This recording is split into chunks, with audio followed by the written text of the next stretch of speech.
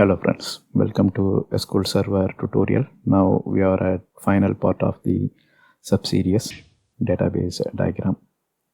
So we can generate database diagram by picking the tables, and SQL Server Management Studio will show you the relationship between the tables. Here if you see, department refers, the employee refers department table.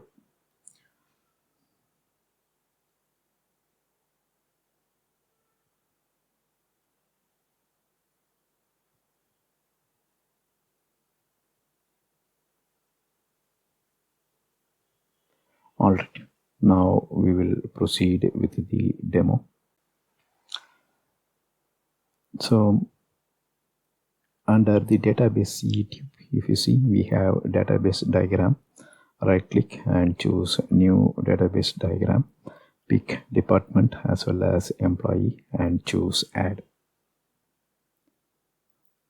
And this will show the relationship between the two tables, employee as well as department.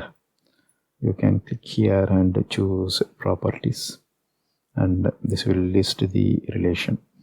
So the tooltip also tells about the relationship F key employee department between department test and employee test. Test is schema, so the relationship is between department and employee. So that's what it is saying. So this will be useful when your table structure is big. Say for example, let's go to the pubs database.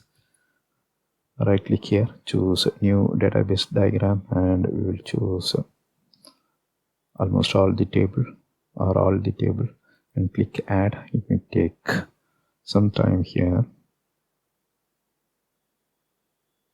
Alright, now we will close it. This will perform auto arrangement. Here I am clicking the control and scrolling the mouse to zoom in. So now you can see all the tables are presented here, and a relationship arrow also shown. Say for example, employee belongs to some job description and job level. Titles, so what are all the book titles in the titles table, and from this title table, if you see, there are 1, 2, 3 relation. Yes, a 3 relationship. That means if you look at this relation titles, so this is for book royalty, title author, and from here one more relation. That means you can know the author name who published this book or who wrote this book. And by looking at this relation, we can say many, so both the ways. So a book title can be written by many author. That means there may be 2 or 3 author who contributes to a single book. That's what this relation is saying. Alright, this database diagram will be useful to know the relationship between the tables.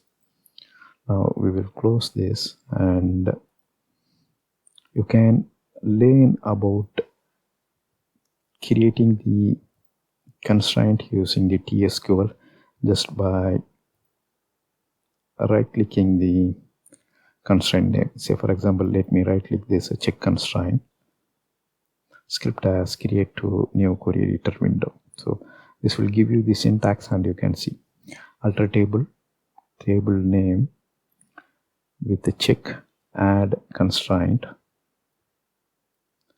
check and expression.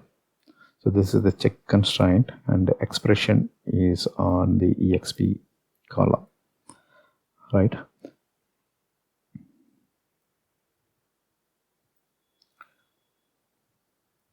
So likewise, you can generate the script for any constraints. Here it's a default constraint, right?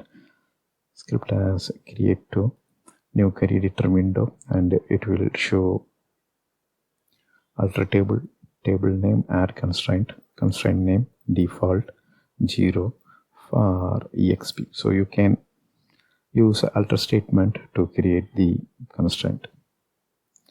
All right, if you ask to generate script for entire table, first it will give you the statement to create the table, then it will run a set of alter statement to create all the constraints. That's all here in this video.